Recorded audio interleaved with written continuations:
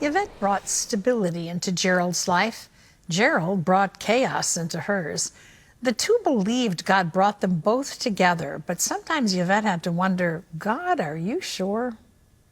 I honestly was mad at God. I'm thinking, God, I know your voice.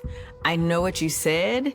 And I kept saying, God, you have to have something better for me. Like, why would you ask me to marry him with all the things that we were going through? Yvette and Gerald were best friends in high school. Gerald says she was a bright light in his world of mental chaos and darkness. God had used her to literally be a lifesaver to me. I grew up with loneliness, rejection, abandonment, depression, suicidal thoughts, all mental stuff. When I became friends with her and we became real good friends, those thoughts went away. The two lost touch when Yvette went off to college. Then, more than 10 years later, they reconnected over a phone call that quickly blossomed into a relationship. My whole life had been in disarray since she left. And now to hear her voice again, oh, that was beautiful. That was just beautiful. I wasn't letting that go. We had known each other forever, went our separate ways, did a lot of things, and decided this was God. We really felt like it was God bringing us back together. They were married within 6 months. Yvette believed God had a calling on Gerald's life to be a worldwide Christian leader. But after a few years of marriage and ministry together, it came out that Gerald was leading a secret life. I'm a counselor, I'm a pastor, his best friend, and he did a really good job of really hiding a lot. So I did not know the pornography addiction. I did not know about the drinking. I did not know about the drugs. The alcohol, the drugs, all of those things, the deceptions, the lies, the cheating, all of this stuff started to unravel. I almost felt like I was duped into this situation. So I was frustrated with God. I was frustrated with him. We had some really traumatic and difficult conversations, and they just weren't godly. I did not forgive. I did not let things go. I didn't know how to cope with responsibility. I didn't want to be accountable. I couldn't be a good husband. I couldn't be a good father. I couldn't even be a good person. And so I was just leave. They separated several times. Each time they reconciled, their relationship became more toxic. Then, Yvette felt God lead her to a new understanding of herself, Gerald, and marriage. I needed to learn how God created me. And at that point, he told me, I literally created Eve for Adam. To fix what he was missing, to give him the help that he needs. And he just kept saying, whatever he is missing, I put it in you. I knew what he was gonna need when I created you.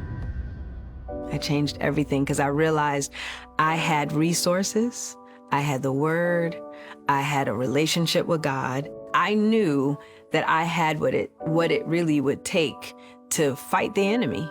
For 2 years, Gerald lived on the streets. When he finally hit rock bottom and asked to come home, Yvette, still believing in Gerald's calling, was ready for his return. When I walked back into the house, all I smelt was an aroma of peace.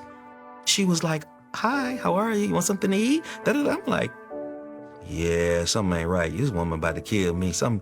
I don't know about all of this. So how is this gonna work? I was looking at a person who was homeless, on drugs, dealing with perversion, just not what you would think you would be looking at when God says a worldwide leader, those kinds of things. So it was challenging, it was tough, but I had to believe God more than what I was seeing. God saw something in me that I didn't see in myself, but he allowed my wife to start to cultivate the very thing that he saw. It caused us to fast, to pray, to seek God in ways I didn't even realize were available. And what he did was he said, I can strengthen you to sanctify him if you let me. Gerald was soon delivered and spiritually restored, thankful for a wife who believed in his calling even he didn't see. I now sit before you and being able to give this testimony of what God actually can do when someone is standing in the gap, when someone is actually interceding, when someone is going to literally say, I'm going to give my life over as a living sacrifice because I see what God sees. Together, they experienced the blessings of trusting what God told Yvette so many years ago. They now have an international ministry, helping couples experience the power of God in marriage, encouraging all to believe God for what seems impossible. Pain along the journey does not even compare to the joy. We are literally best friends again, and that has been amazing. Our children have all been reconciled back to their dad. We have a great time. We enjoy what we do. We fight together, and so we see a lot of answered prayers. God is able to do exceedingly abundantly above all that you can ask or think. He specializes in the impossible. I've seen God transform someone in front of my eyes. What that has done for my faith is incredible. Yeah, it's incredible. That's an incredible story. An incredible story of lostness and an incredible story of sacrifice and surrender. You know, when we are looking for a spouse in our lives, when we're looking for someone to love, we're usually looking for someone to meet our needs. I mean, it's just the way we're wired, I think. You know, what am I looking for? I hear women say, well, I've made a list of the qualities that I'd like in the man that I marry. There's nothing wrong with that. But I think we need to be making a list, maybe, of what we're willing to surrender to God in a relationship so that we can be what He created us to be as a partner to someone. I'm not talking about men versus women or any of that. I'm talking about just marriage partners, two people who agree to be covenantally committed to each other for life. What does that look like? We stand at the altar so often and we make all these promises to each other. We make them when we're not being challenged by the everydayness of life or by the flaws in each other, by the flaws in ourselves. And then we move into life. And boy, if we try to do that without the goodness, the grace, the power, the mercy of God, we're doomed. We are doomed because we are inherently selfish people. I look at Yvette and I have such great admiration for her because she sacrificed everything she wanted that seemed right, that seemed something you would look for in someone you're married to, a kind of relationship that would give back to you what your needs might be.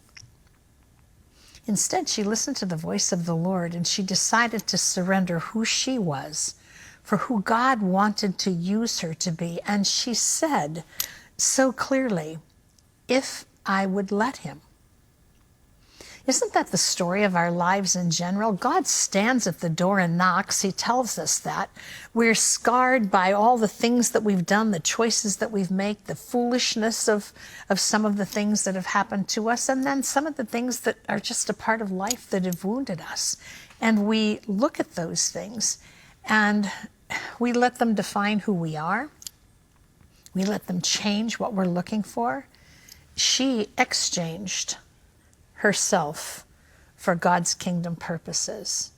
It takes a lot of courage to do something like that, but she saw a miracle right before her eyes and she said, I would never have seen that if I hadn't decided to follow God. Some of you right now are probably facing marriages where everything isn't working out right. You know, it's one of the ways God gets our attention, isn't it?